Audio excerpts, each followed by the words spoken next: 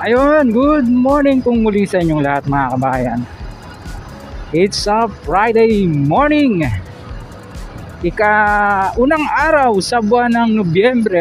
Wala tayong pasok, kaya nagkaroon po tayo ng pagkakataon na muli ay makapag-share sa inyo ng mga latest development dito po sa lalawigan ng Cavite. Yes, particular, binabaybay po natin itong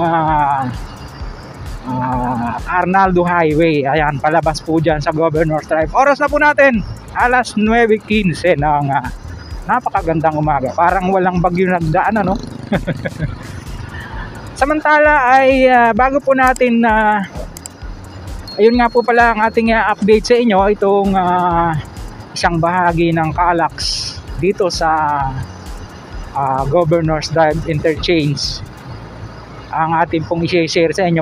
Pero bago po yan ay papakita po muna natin sa inyo yung ating drone footage dyan sa may Mayor's Drive.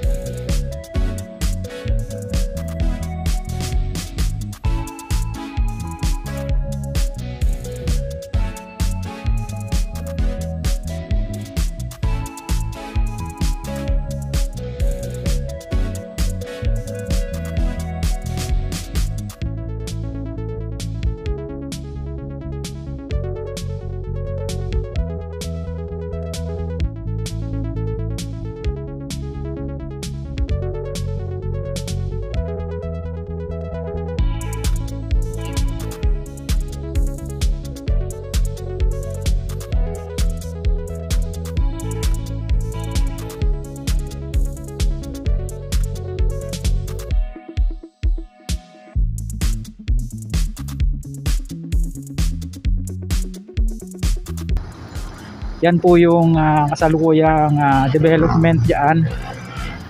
Ayan, nakita nyo naman. May mga pier heads na, may mga columns na, ano. At saka yung dito sa kabilang banda ng mamaya makikita nyo maya na konti. Yan. Yun pong pinalingan ng camera natin. Nakita nyo yung ilang mga poste dyan.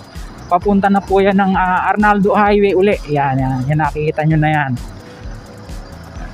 Then andito na tayo sa Calax Governor's Drive Interchange. Dito na tayo sa particular Barangay San Francisco po ito, Sitio de Fuego. Ayan, matatagpuan itong Governor's Drive Interchange ng Calax. Isa lamang po ito sa isang maliit na bahagi ng humigit kumulang ay 45 kilometrong expressway pagmula po dyan sa Laguna, particular sa Biñan, papunta po ng Kawit dito po sa lalawigan ng Cavite. Ayan. I-insert na lang po natin yung ating pong mga video footage ng drone dito. Ayan siya, habang tayo ay bumabiyahe para hindi po masyadong humaba yung video. Kakaliwa tayo dito sa Governor's Drive. Pag kumanan tayo dito, papunta na po ng Manggahan, 13 Martires. Then pag kumaliwa, pabalik tayo ng Dasmariñas. Tingnan natin yung mga latest development dito. After po ng 1 month nating vlog dito, ay ganito na po ang hitsura niya mga kabayan.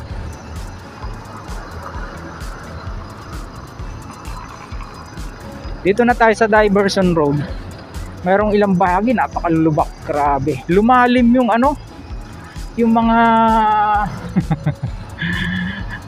lumalim, biglang rumarampa Ayan lalim na ng hukay mga kabayan. Dahan-dahanin lang natin para mapanood nyo po yung ating footage dito. Ayan, meron na siyang mga columns. Kung makikita nyo.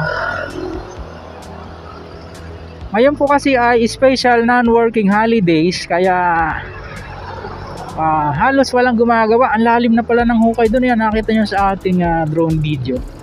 Ganyan na po pala magiging itsura niya. At mayroon na siyang coconut, mangilan-ngilan Dito rin sa kabila, ayan po yung toll plaza niya, ready na.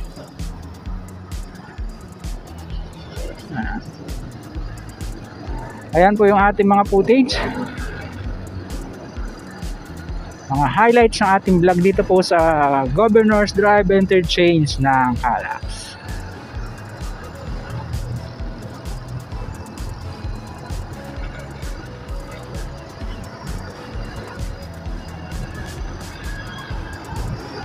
Balik na tayo sa ating home base dahil dalawa lang yung destination na pwede natin puntahan dahil dalawa lang po yung ating baterya sa ngayon, no? Samantala, sa mga ngayon po na pag-uwi sa ating munting YouTube channel, huwag po kalimutang mag-like at mag-subscribe, pakipindot po ang notification bell para lagi po kayong updated anytime na mag-upload po tayo ng video. Ito pong muli si Kuwayang Alex, lagi nagpapaalala, mag-ingat po tayo. Lagi tayong manalangin at magpasalamat sa Diyos. See you po on my next vlog, God willing. Hasta, bye bye.